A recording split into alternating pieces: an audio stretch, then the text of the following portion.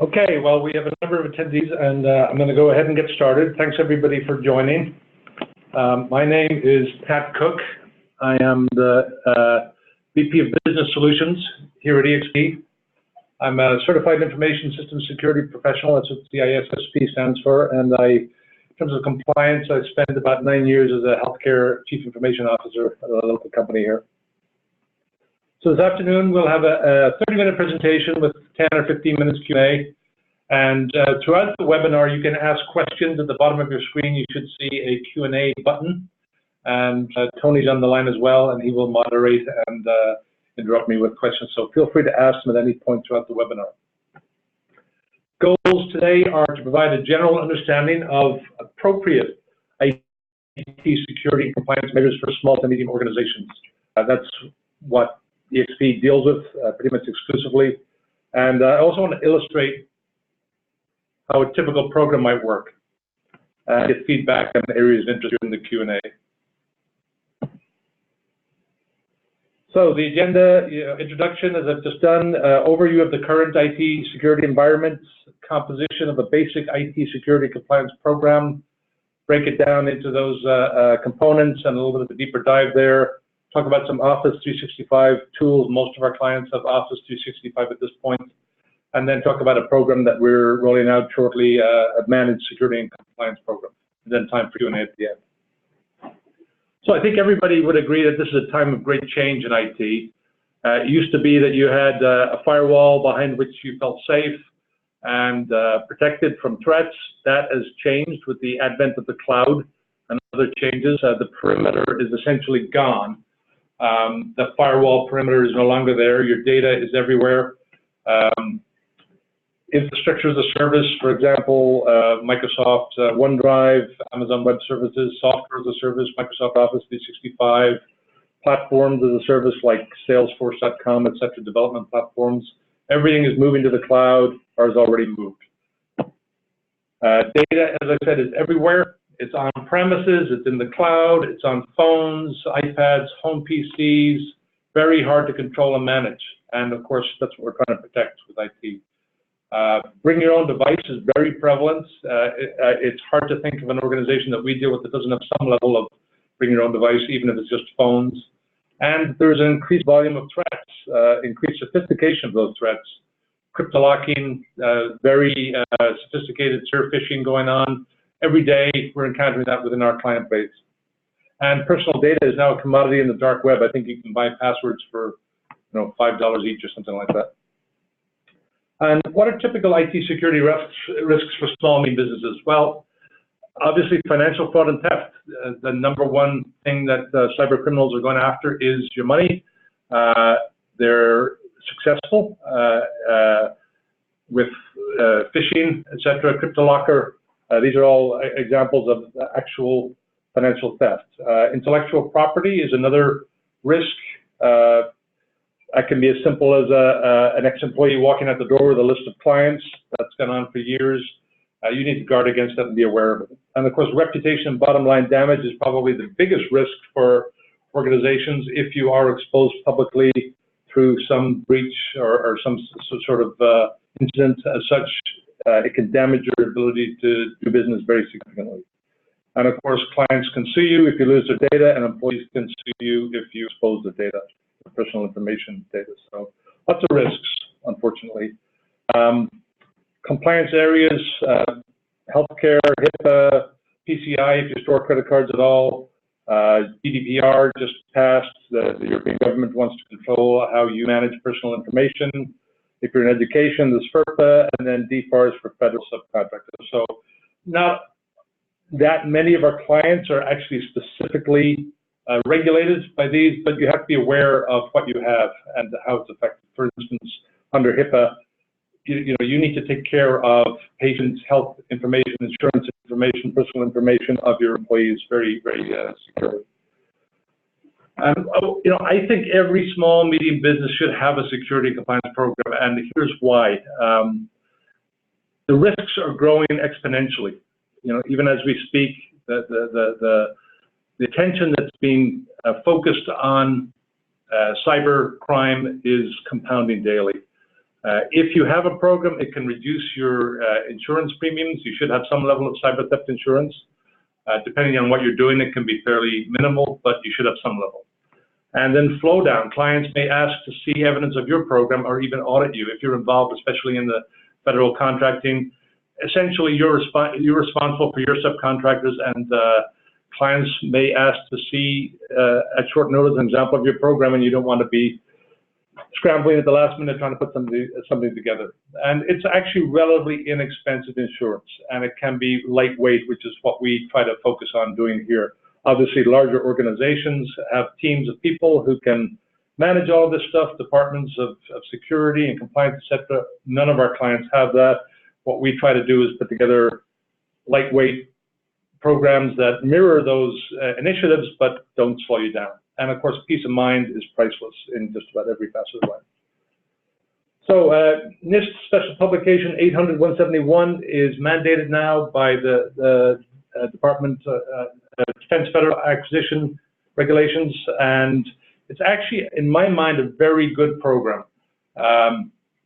It advocates continuous, essentially a circular continuous program where you identify risks, you protect yourself against them, you detect threats, you respond, recover, identify. Again, none of these programs are set it and forget it. You need to be continuously assessing and reassessing the protection that you have in place and how valid it is because the threats change. It's straightforward, relatively unambiguous and practical, and actually very achievable standard for small to medium businesses. It looks forbidding when you look at the requirements, but if you work through them like we have, it's actually very achievable. And it's a standard. To a certain extent, you get to decide how you meet these requirements. But to me, it's good practice for small and medium businesses to try to adhere to NIST 800-171 as best as they can, and we can help you with that. And actually, Office 365 has some great tools to help, which I'll talk about later. So what does an IT security and compliance program look like for a small to medium business? Well, here's our point of view. You should have at least an annual risk assessment where you review the risks to your organization and how you are protecting your organization. And it should include data categorization. You should look at the data that you have. Obviously, there's going to be different levels. Some of it's going to be confidential. Some of it might actually be unclassified government information. Some of it might be personal identifiable information, but you need to look at what you have and where you're storing it and how you're managing it. You should have some level of security awareness program, even if it's as simple as a PowerPoint about phishing. You should have something in place, and you should have a written policy that details all of this. Encryption, firewall, strong password policy, these are all no-brainers in my mind. Multi-factor authentication is coming and coming very soon, part of NIST 800-171, and I actually think it's appropriate for all businesses these days. And then you should have regular monitoring and periodic review of the controls that you have in place. And you should leverage existing assets, like I said, Office 365 is some great tools. So breaking that down, what does a risk assessment entail? First of all, it doesn't need to cost a fortune. You basically enumerate the risks to your organization. You come up with controls to protect yourself against those risks. And of course, there's going to be gaps, and then you prioritize remediation probably over the coming year, with the high risk, high value ones in the first quarter, the low risk, low value ones in the last quarter, etc. And create a 12-month phased remediation plan.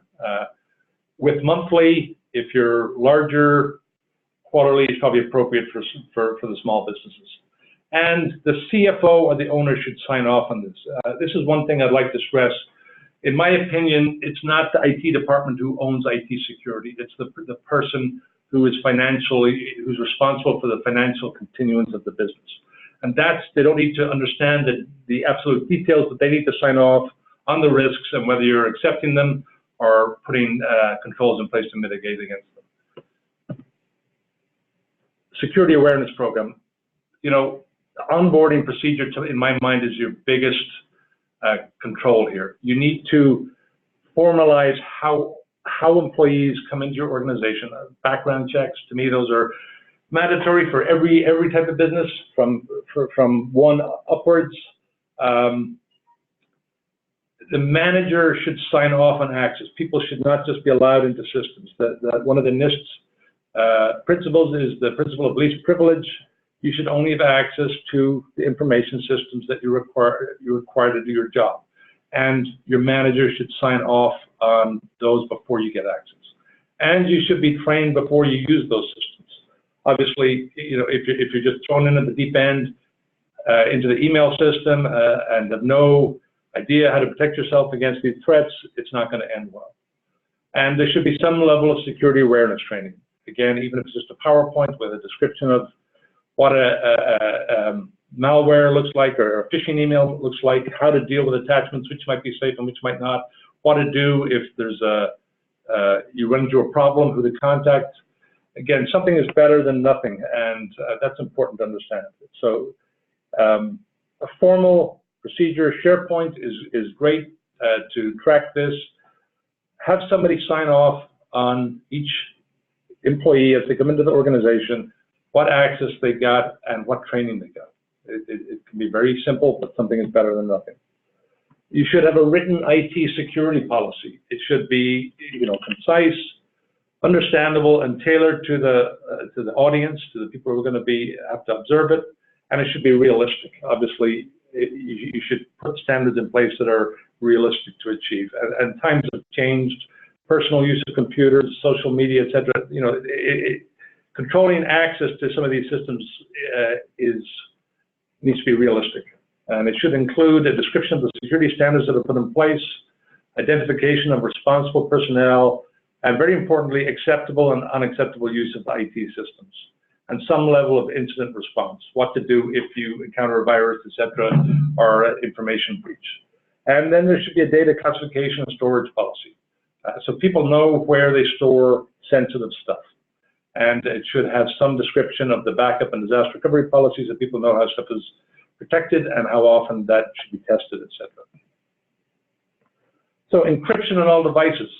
This is really important, simply because devices are now much more mobile than they used to be. Laptops, smartphones, etc., all highly losable and stealable. And if you lose something like that, the one thing you want to be able to say to yourself is, well, it was encrypted, and somebody got it, they can't get into it. And just a regular username and password is not enough. It should be encrypted at the device level. And fortunately, that's included in most devices these days, including most laptops the last few years. But it needs to be turned on, enabled, and managed. And BitLocker is a technology that's free. There's other technologies out there, of course. But we recommend that you enable that on all laptops, even on the servers and workstations. It's not going to cost you really anything if you've got devices that were purchased in the last few years, and if they're professional devices, not home devices, etc. And you should also enforce encryption and passcodes on smartphones. That's really important. These contain email, files, etc. Most importantly, email. Just about everybody has corporate email on their phones, and that is stored on the phone. You cannot have that out there unencrypted. If it's found, people can get into it, and they can read all sorts of stuff from the email. You should have some provision for remote wipe of phones and laptops, so if they are lost or stolen, that you can disable them from use. And all your public websites should have enforced encryption. And any confidential data should be a special place that is ideally encrypted on your network. Strong password policy. It pretty much begins with this. And unfortunately, it's painful to remember lots of different passwords and complex passwords especially, but it's the #1 line of protection against cybercrime. They should be complex, changed often, limited reuse. Passphrases are a good alternative. Using words rather than a string of characters is easier to remember and actually can be more difficult to break.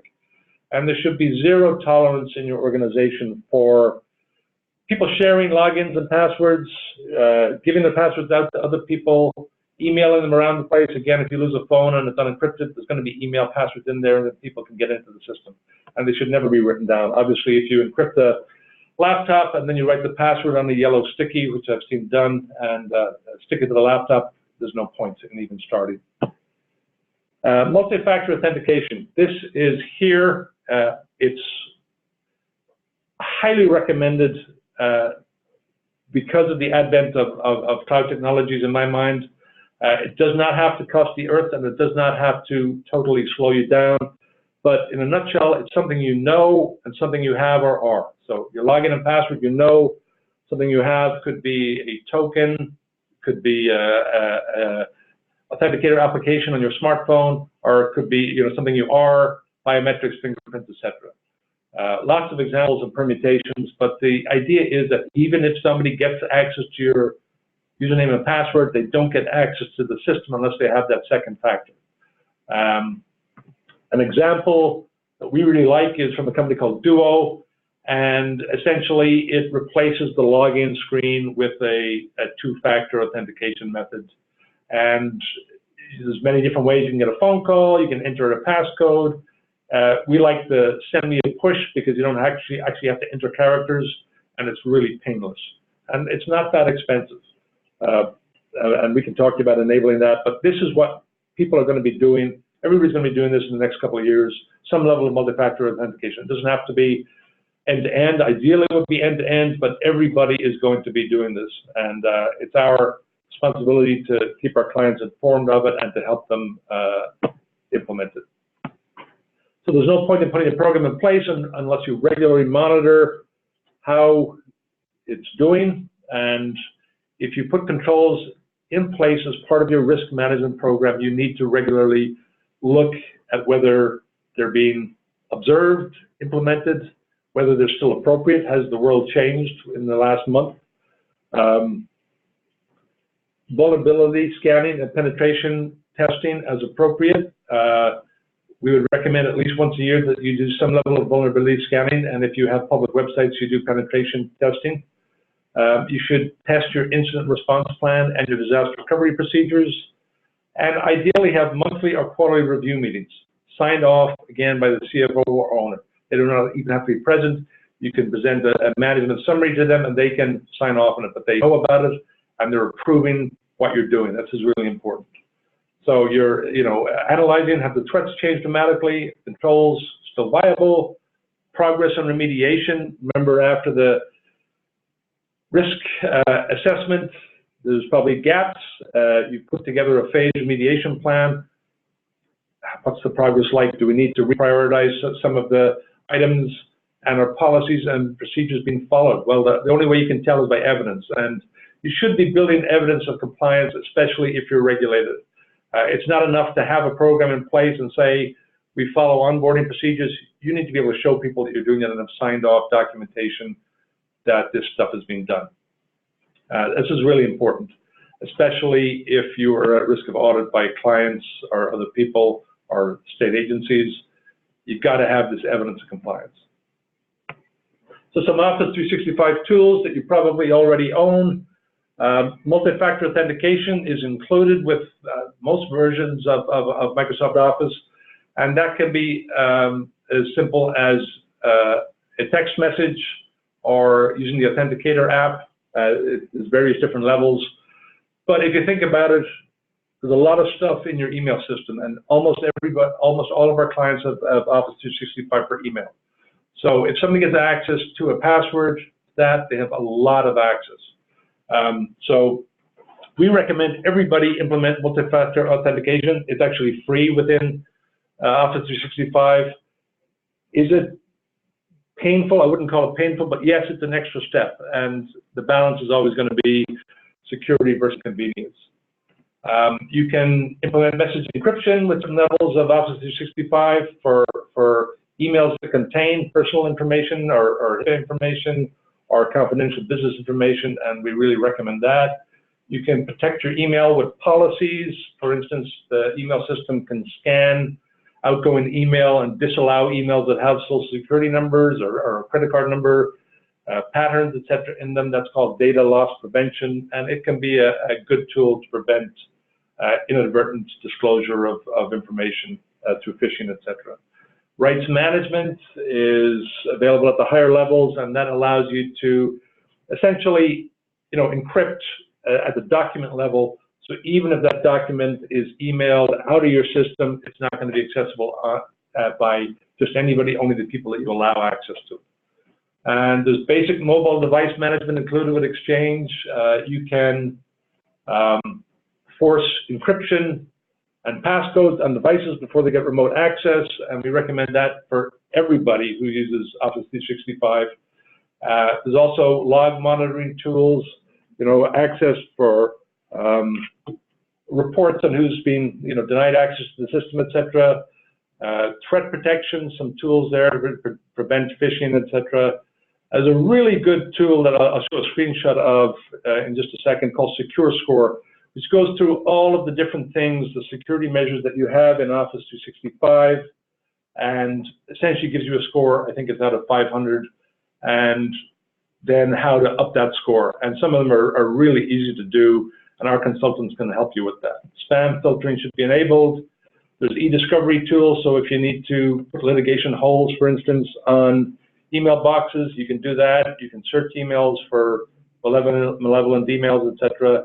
And there's data governance tools at the higher levels to allow you to automatically categorize and classify information, etc. A little bit about email. It's still the #1 point of entry and the attack platform for just about all small, medium business cyber attacks. There's some basic measures you can put in place that will cost you very little and will protect you quite a bit. First of all, strong password policy, as I recommended. Activate multi-factor authentication for Office 365. Again, a certain level of that is included with every version. There's more sophisticated versions, the more you pay, essentially. Quarantine phones and enforce encryption and a minimum of 6-character passcodes. That is not in place at a lot of our clients because they don't want the inconvenience of it, but it's really, really important. You need to treat your phones like laptops. They've got corporate information on them, mainly through email, and they cannot just be out there unencrypted and unsecured. You should disable inactive accounts, turn off unnecessary services. Mailbox forwarding, you should not allow mailbox forwarding outside of your organization. That's one way hackers can get between you and your clients and your vendors, is by forwarding email. You should not allow it unless there's some extreme circumstances. And we actually think you should turn off Outlook web access in general. That was something that was useful 5 years ago. Now it's an unnecessary point of access in my mind. And you should actually look at conditional access through Office 365 for email. And what that is, in a nutshell, is only allowing corporate devices to access the email system, which to me would give me great peace of mind. As in, you can't even get to Outlook from your home PC or a phone that hasn't gone through corporate vetting. Email, again, it's the first point of entry, and it's the #1 target through phishing, spoofing, etc.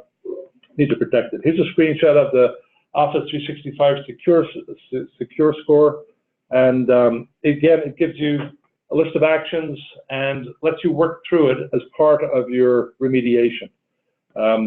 You'll see that enabling MFA for all tenant admins is our #1. Enable MFA for all users is #2. This is just a default screen, but the industry is going big for MFA, and we actually think it's recommended for all our clients. Just a quick word about some program that we'll be launching shortly, Managed Security Services Program for people who basically want to, us to take care of the whole thing from policy, delivery, maintenance, procedure maintenance and review, onboarding forms, etc., business continuity and disaster recovery. We'll take care of it all for a fixed fee based upon the user count. Don't hold me to any of the numbers here. This is still a sort of a work in progress. Basically, we manage everything: initial baseline scanning and auditing of the environment. The annual risk assessment, we'll do all of that. We'll provide you with policies and procedures. You, of course, get to look at them and review them and agree on them. And then we'll manage the whole periodic review process. review of activity, compliance review, and how you're doing against remediation measures that would have been put in place as part of the annual review. And the way we can do this affordably is by doing it market specific. So we would have essentially one package that would be for architecture, engineering, construction, another package that would be for legal, another for healthcare. There's different levels of compliance risk and requirements within these industries. But if we, sort of package them together, that's one way that we can do it affordably, which of course is important to all of our clients. So that's security in a nutshell. We've got time now for questions, feedback, and we also have a draw for a Amazon Echo for the participants, which Tony, can you join the conference and help us with that, with questions and with the draw? Absolutely, yeah, I'm on the line. I'm ready for questions, and then we'll do the draw after that. Okay, so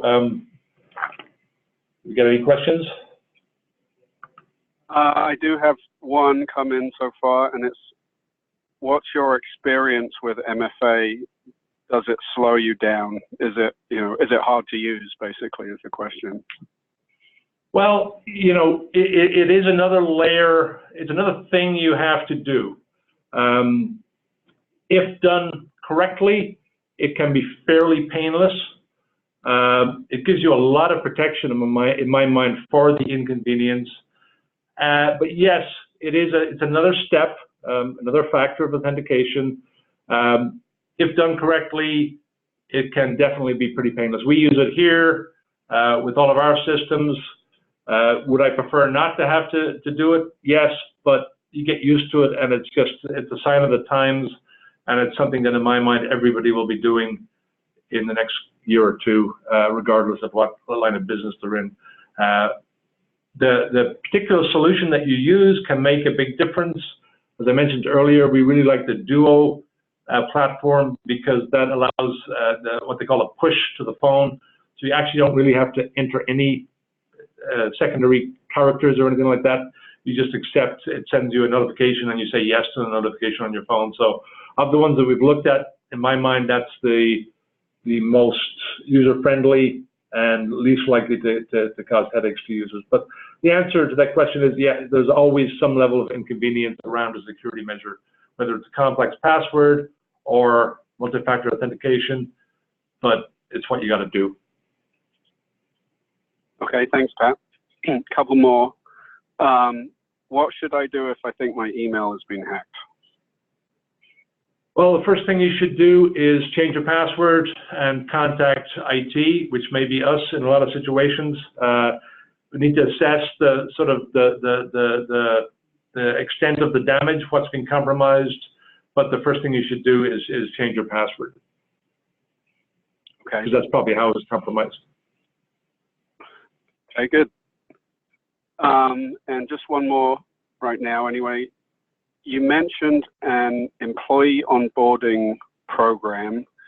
Can you give us a bit more detail about what that might look like and what would be involved? Yeah, sure. To me, it's either a written, hand-filled out form or a SharePoint.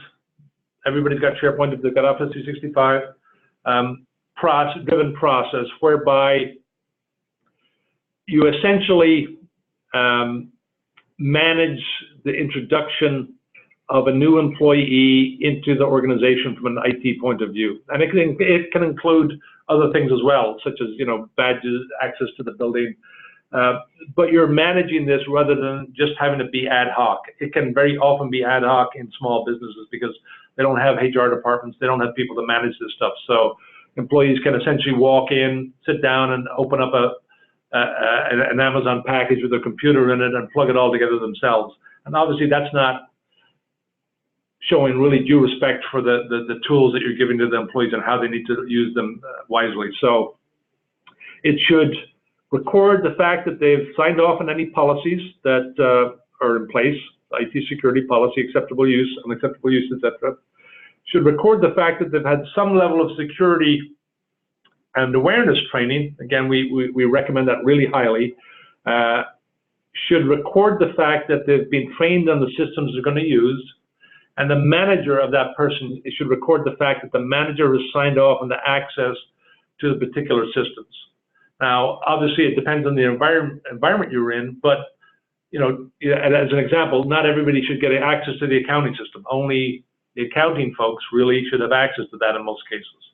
But there might be levels of access to the accounting system, and maybe timekeeping is one of them. So somebody's making a decision, somebody in a position of authority is making a decision on what that person has access to, how they get access to it, and that it's appropriate for their duties. So least privilege, as I mentioned earlier, is the principle from NIST. Only grant access to the level that people need to do their jobs.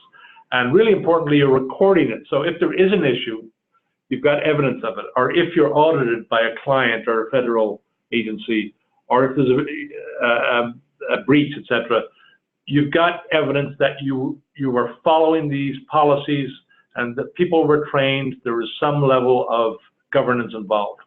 So to me, that's really important. Any of these measures that are put in place need to be checked, audited, verified, and you know, the paper trail or electronic trail is the way to do that. Okay, thanks, Pat. One more came in while you were speaking. What do you recommend in terms of antivirus software? Well, we, you know, that can really depend on your environment. We provide, as part of our sort of toolbox of products, we provide WebRoot, which is actually very good. Sophos is very good as well. Really, you know, there's a number of different enterprise level antivirus software. I would not recommend just using the basic Windows protection. I would recommend a third-party solution that's corporate grade or enterprise grade, such as WebRoot, Sophos, etc. But we can help you with evaluation. Obviously, every environment is different. There's different levels of expense for different packages. We can help you with that. Again, as part of our you know, remote access monitoring solution that we provide at a fairly low cost to all our clients, we basically just try and cover our costs. It includes antivirus. Okay, that's it for right now. So all right. I think we'll move on to the draw unless any more questions come in. So bear with me a minute. I've got all the names of the people who joined in a hat here.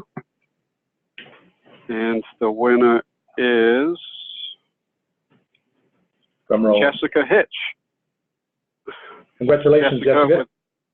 Yep, congratulations, Jessica. And we'll get that Amazon Echo delivered to you. Okay, well, first of all, I'd like to thank everybody for taking the time to participate and join. I know everybody's busy. In summary, IT security is not going away for small, medium businesses. It's only going to get more prevalent. The need to have measures in place. We can help you with it at the level that you desire to be helped. We can provide fully managed services, or we can help you implement multi-factor authentication or antivirus. We like to think we're flexible, and I'd also like to mention that anybody who participated in this webinar is entitled to an hour of free consultation from myself. If you'd like to take advantage of that, reach out to me via email and we'll set up a time.